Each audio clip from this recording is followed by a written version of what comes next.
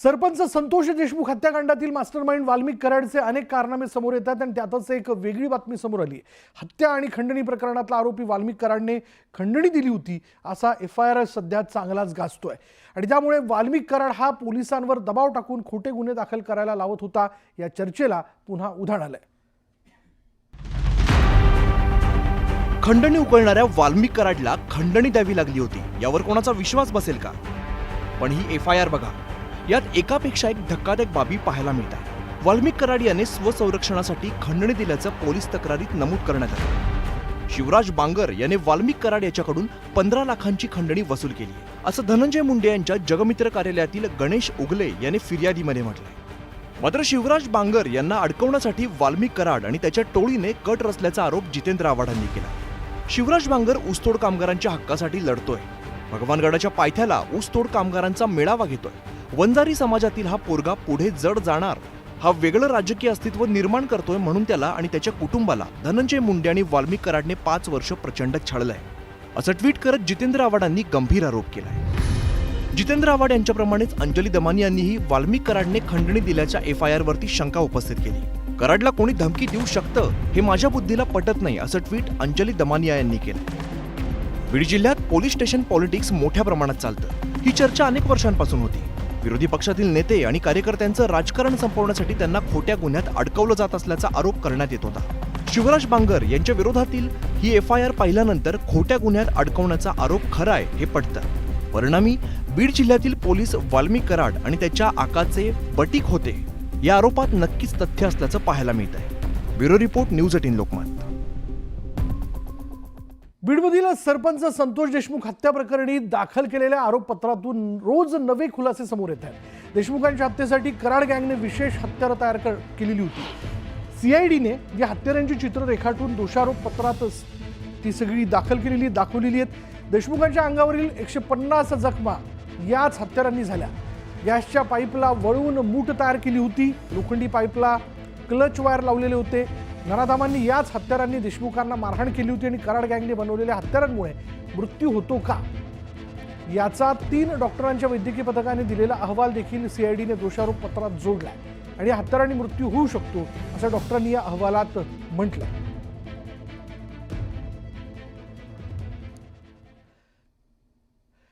माजी मंत्री धनंजय मुंडेंच्या अडचणी वाढण्याची शक्यता आहे, कारण कृषी विभागातल्या घोटाळ्याची सुरेश धस ईडीकडे तक्रार करणार आहेत।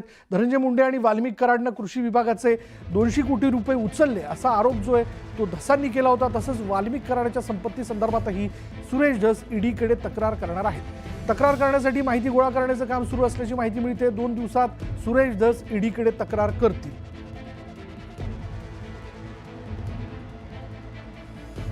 50-50 कोटी रुपयाच्या गाड्या आहेत नुसत्या वापरायला, त्या काही मेहनत करून कमाई केलेल्या गाड्या आहेत का? 15 वर्ष जो सरपंच राहतो त्याच्याकडे मोटरसायकल नाही, गावचा विकासापुढे त्यांना काही दुसरं केलं नाही त्यांनी, आणि इकडं ह्या सगळ्या संपत्ती आहेत अमाप, आणि ह्या समोर आलेल्या आहेत।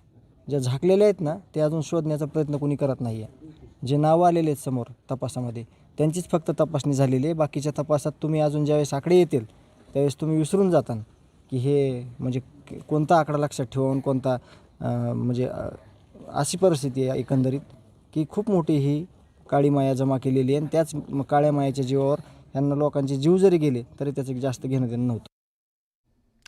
पुण्यात गुन्हेगारांवर पोलिसांचा वचक राहिलाय का असा सवाल पुन्हा एकदा उपस्थित झालाय।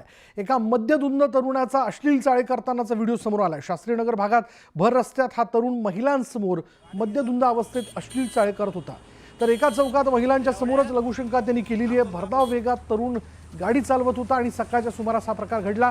अश्लील चाळे करणाऱ्यांची ओळख पटली असून लघुशंका अश्लील कृत्य केल्याप्रकरणी गौरव आहुजा आणि भाग्येश निबजिया या आरोपींवर गुन्हा दाखल करण्यात आला। दोघांनाही ताब्यात घेतलं जाईल असं आश्वासन पोलिसांनी दिलंय। गौरव आहुजावर बऱ्याच केसेस असून त्याला खंडणीच्या गुन्ह्यात 1.5 महिन्यांपूर्वी अटक करण्यात आली होती। सकाळी 7:30 वाजण्याच्या सुमारास पोलीस स्टेशन येरवडा हद्दीतील शास्त्रीनगर चौक या ठिकाणी एक तरुण आपल्या 4 चाकी गाडीतून येऊन उजव्या बाजूचा दरवाजा उघडून त्यातून उतरून लघुशंका करताना आढळून आलेला आहे। त्याचप्रमाणे काही अश्लील शब्द आणि अश्लाघ्य वर्तन करताना आढळून आलेला आहे। सदरची क्लिप आहे ती प्रसारमाध्यमांवर व्हायरल झाल्यानंतर पोलिसांना त्याबाबतची माहिती समजलेली आहे. CCTV फुटेजच्या आधारे आपण संबंधितचे नाव निष्पन्न केलेले आहे आणि त्या अनुषंगानं पोलीस स्टेशन येरवडा या ठिकाणी गुन्हा दाखल करण्याची प्रक्रिया चालू आहे. वेळेला भर चौकात सरकार पूर्णपणे कठोर कारवाई करेल. अशा म्हणजे नालायक लोकांना, अशा म्हणजे ज्यांना खऱ्या अर्थाने जे समाजाला लज्जा येईल अशा प्रकारचं कृत्य करत असतील त्यांना सरकार, पोलीस सोडणार नाहीत कुणाला. पुण्याच्या शास्त्रीनगर येरवडामध्ये घडलेली घटना ही संतापजनक आहे, पण त्यासोबतच त्याच परिसरामध्ये, त्याच शास्त्रीनगर येरवडा परिसरामध्ये साधारण 1 महिन्यांपूर्वी एका मुलीला IT क्षेत्रात काम करणाऱ्या मुलीचा भर दिवसा चाकूने सपासप वार करत खून झाला.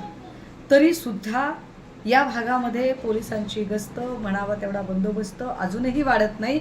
हे त्याहीपेक्षा जास्त चिंताकारक आहे. महिलांच्या समोर लघुशंका करताना चित्र हे पुणेकरांना चांगलं नाही. ज्या महात्मा ज्योतिबा फुले, सावित्रीबाई फुलेंनी या पुण्याची उंची एका जगामध्ये नेली, त्या पुण्याच्या महिलांच्या दिनानिमित्त अशा पद्धतीने वागणाऱ्या लोकांना शासनाने कडक कायदा केला पाहिजे. ही मुलं दारू पिऊन कुठनं आली, कुठली गाडी चालवली, कुठनं आली याची सविस्तर माहिती घेऊन संबंधित लोकांना यांनी गुन्हा दाखल केला पाहिजे. त्याच्यावर आता माननीय उपमुख्यमंत्री एकनाथजी शिंदे साहेबांनी सरकारची भूमिका स्पष्ट केलेली आहे. पुण्यामध्ये दुष्कृत्य करणाऱ्या जो कोणी व्यक्ती आहे, महिलांना किंवा समाजाला लज्जा उत्पन्न होईल अशा पद्धतीनं भर रस्त्यात ज्यांनी वर्तन केलेले त्याची सगळी चौकशी करून त्याच्यावर सुद्धा कडक कारवाई केली जाईल. असे विकृत मनोवृत्तीचे अनेक लोक आपण समाजामध्ये पाहतो. असे विकृत मनोवृत्तीच्या लोकांना पकडणे, आता स्वारगेटला झालेलं प्रकरण सुद्धा त्याच पद्धतीचं गंभीर आहे. म्हणून हे सगळ्या प्रकरणावर आता जे काही CCTV सगळीकडे लावल्या गेलेले आहेत त्यामुळे ते आरोपी पकडले जात आहेत आणि सरकार या सगळ्या प्रकरणावर गंभीर आहे. खरं तर अशा या आरोपींना जेलमध्ये कसे सडतील याचे सरकार बंदोबस्त करतंय. सकाळी 7:30 वाजता गुंजन चौकातून मी जेव्हा शास्त्रीनगरला चाललो होतो तेव्हा एक गाडी भरधाव स्पीडने गेली. कमीत कमी स्पीड 120चा असेल. तर त्यानंतर थोड्या वेळाने पुढे जाऊन पाहतो तर ती गाडी जागेवर सिग्नलवर थांबली आणि समोरच्या व्यक्तीने दरवाजा उघडून म्हणजे रस्त्यावरती लघुशंका करायला सुरुवात केली.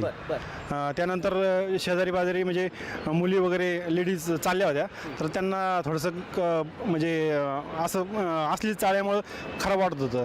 तर मी डायरेक्ट मोबाईल काढून मी शूट करायला लागलो होतो. तर ते माझ्याशी पण हुज्जत घालायला लागला आणि हे करायला लागला. म्हणजे तुम्ही बघत असले व्हिडिओमध्ये माझ्याबरोबर पण असली चाळी करत होता तो. तुम्हाला शिवीगाळ देखील. एकीकडे आज पुण्यात मद्यधुंद तरुणाचा अश्लील चाळे करतानाचा व्हिडिओ समोर आला, तर दुसरीकडे मारहाणीच्या 3 घटनाही समोर आलेल्या आहेत. त्यामुळे पुण्यात कायद्याचा धाक राहिला नाही का असा सवाल उपस्थित होतोय. कोथरूडमध्ये गाडी आडवी आली म्हणून मारहाण केल्याची घटना घडली, तर खेडमध्ये कंत्राटाच्या वादातून मारहाण करण्यात आली. तर काल रात्री सिंहगड रोड इथे टवाळखोरांनी ऑफिसवरून घरी जाणाऱ्या जोडप्यावर हल्ला केला. एकाच दिवशी पुण्यात या धक्कादायक घटना घडल्यानं वाढती गुन्हेगारी रोखण्याचं आव्हान पोलिसांसमोर आहे. राज्यात महिला सुरक्षेचा प्रश्न ऐरणीवर आलेला असताना राज्यात महिलाच काय कुणीच सुरक्षित नाही का? पुण्यात नेमकं चाललंय काय असा सवाल विचारला जातोय. ज्या युवकांना मारहाण केली आणि त्यांच्या नाकाचं हाड तुटून सुद्धा बरगडीला मार लागून सुद्धा पोलिसांनी कुठलीही कारवाई